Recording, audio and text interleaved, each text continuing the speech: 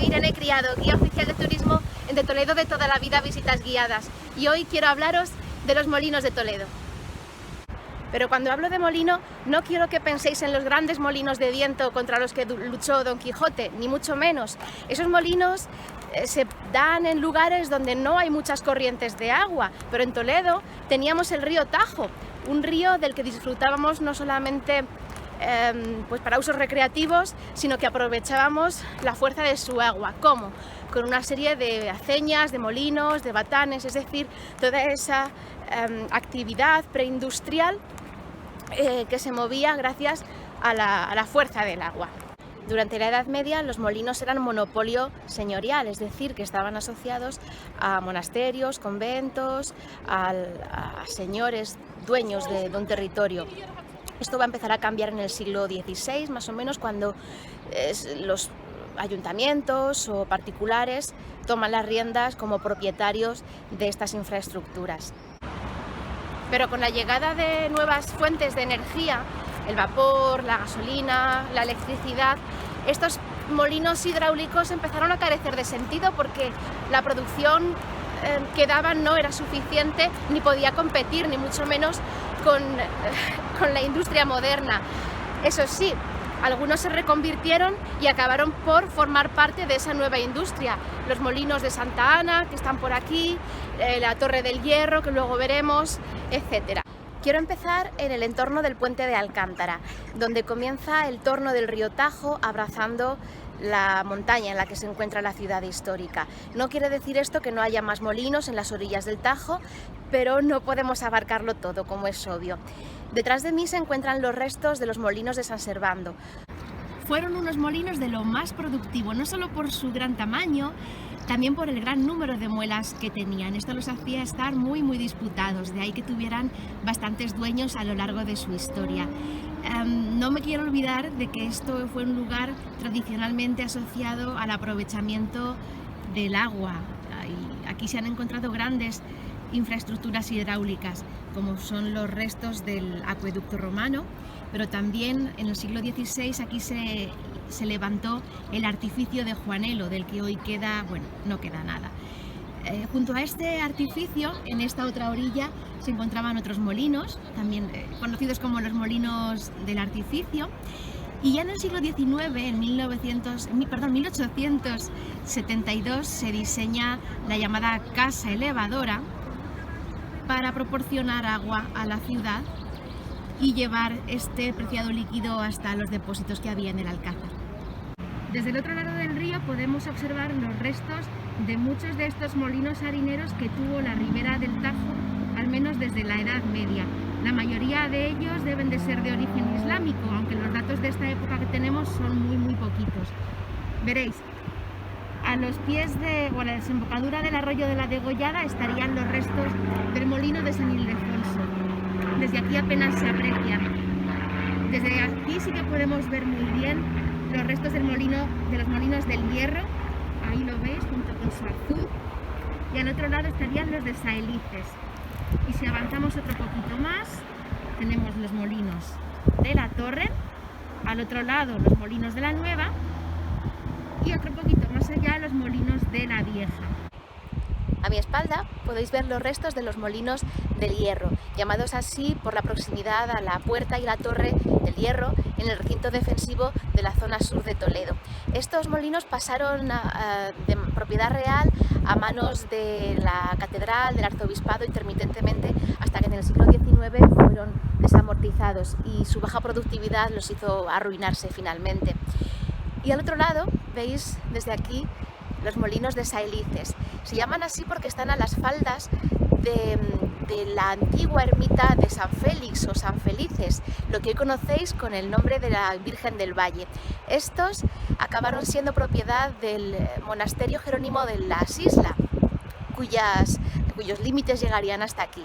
Igualmente desamortizado y transformado después en una central hidroeléctrica, cuyos restos restaurados también podéis ver si os acercáis hasta allí. Ahora podéis ver lo que queda de los molinos de Daikán, simplemente quedan los tajamares. Estos molinos aparecen mencionados en documentos mozárabes del siglo XII, a los que se alude como los molinos de Icam o Axam. También sabemos que en ese mismo siglo XII el rey Alfonso VIII se los cede a la Orden de Calatrava. Y no sabemos mucho más hasta el siglo XVI, en que bueno, se menciona que funciona, y acaban formando parte de los bienes del convento de San Miguel de los Ángeles. Y se desamortizan, como otros muchos. Por cierto, que ya que estamos aquí, podéis ver un poquito mejor los restos de los molinos de la Vieja y de la Nueva.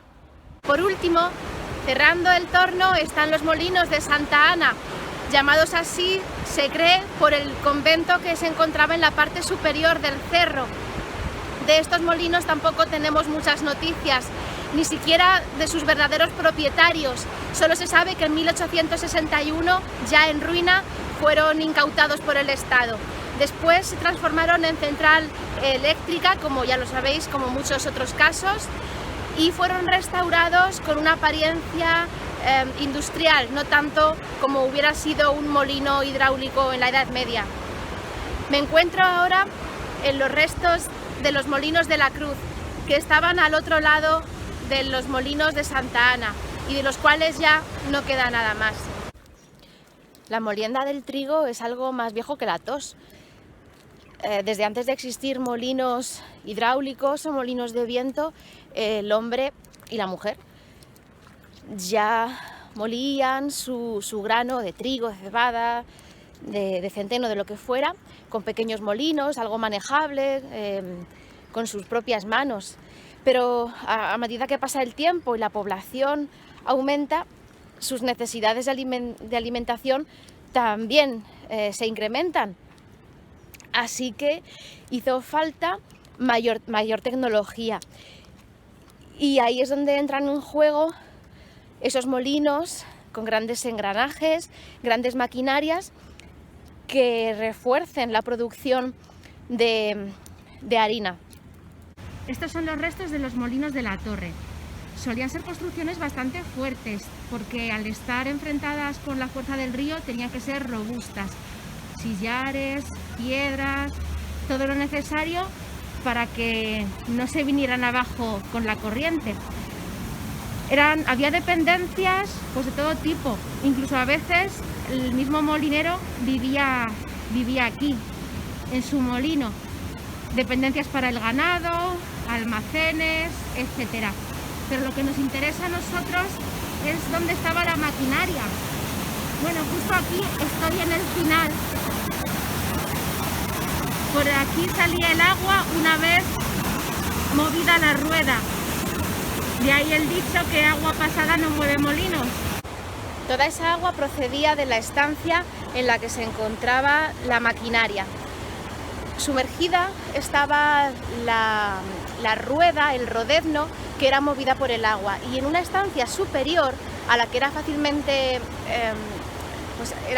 accesible estaba la piedra voladera, la piedra solera y todos los engranajes necesarios para la molienda, su tolva, etc. Y en todo esto tiene un papel fundamental el azud, la presa, no solo por la fuerza con la que baja el agua, sino porque este azud era el encargado de dirigir la corriente hacia los canales. Antiguamente no penséis que estaban hechos de piedra como lo están hechos hoy, o de hormigón, sino que a veces estaban hechos de madera, de plataformas de madera que eran movibles. Por último, no quería olvidarme del papel que jugaban en la sociedad. Veréis, los molinos, los batanes, las tenerías, este tipo de actividades que no eran muy cómodas de soportar, más que para el que tuviera que hacerlo, pues se solían situar lejos de los centros urbanos. Entonces acercarse hasta aquí no es que estuviera mal visto, pero bueno, pues levantaba sospechas. Los molinos, los hornos, que eran lugares muy ruidosos, se decía que era donde pues, se iba a maquinar, a cotillear simplemente. A esto hay que sumar la mala fama de los molineros. Molineros que se les acusaba de ladrones y de borrachos. Bueno, ladrones, ¿por qué? Porque cobraban. Claro, esto es así, no van a hacerlo gratis. Cobraban un porcentaje de todo aquello que llegara a sus molinos. Grano, bueno, en su caso aceite, harina. Me estoy refiriendo a la maquila. este es el porcentaje que ellos cobraban, pero actualmente la palabra maquila, hace referencia a otra cosa. Os lo voy a dejar ahí y quiero que, como siempre, investiguéis un poco y me digáis a qué se aplica la palabra maquila en la actualidad. Y hasta aquí el vídeo de hoy. Soy Irene Criado, guía oficial de turismo en De Toledo de toda la vida, visitas guiadas. Y si os ha gustado, podéis compartir, podéis dar a me gusta.